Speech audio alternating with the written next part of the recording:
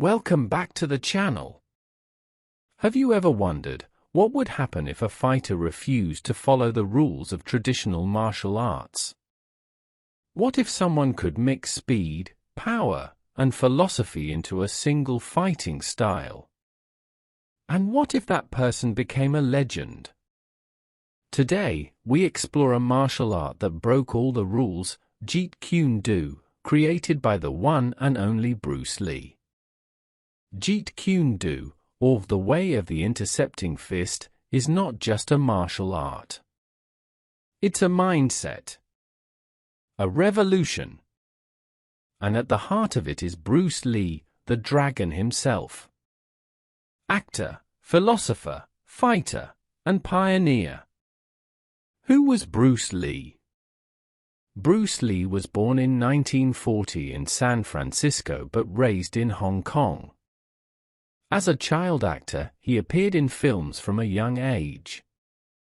But his life changed when he began studying Wing Chun under the famous Master Ip Man. This was where Bruce first developed a deep interest in martial arts.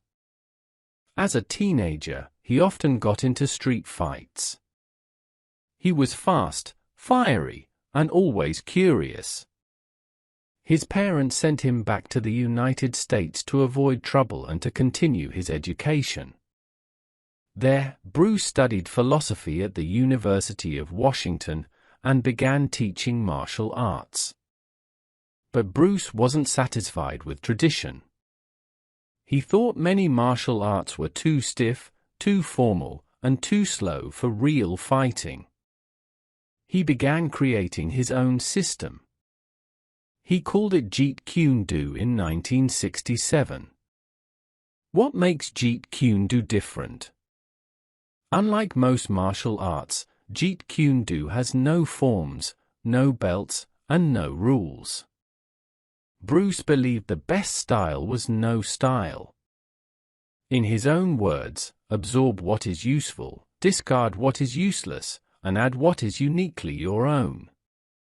Jeet Kune Do combines elements of boxing, for its footwork and fast punches, fencing, for its intercepting timing and directness, Wing Chun, for its close-range speed, wrestling and judo, for takedowns and grappling, street fighting, for realism and adaptability. One of the core principles of Jeet Kune Do is interception. Instead of blocking, you stop your opponent's attack before it lands. Imagine someone throwing a punch. Instead of waiting, you step in and strike first. Fast, direct, and efficient. Another famous concept is to be like water. Bruce explained that water takes the shape of any container. It flows. It crashes. It adapts. That's how a Jeet Kune Do fighter should be: adaptable, flexible, and unstoppable. Bruce Lee's legacy in action. Bruce Lee didn't just create Jeet Kune Do, he lived it. In 1964, he gave a famous demonstration at the Long Beach International Karate Championships. His speed amazed everyone. He showed his 1-inch punch, which sent people flying with almost no visible movement. He trained celebrities like Steve McQueen, James Coburn, and Kareem Abdul-Jabbar. He also inspired future martial artists like Dan Inosanto, his top student, who continues to teach JKD today. Bruce Lee's movies, like Enter the Dragon, The Way of the Dragon, and Fist of Fury, weren't just entertainment. They were lessons in martial philosophy. He showed the world that a Chinese martial artist could be strong, smart, and cool. Many people believe Bruce Lee helped lay the foundation for modern MMA, mixed martial arts. Even UFC President Dana White called Bruce the father of MMA. Jeet Kune Do in the UK.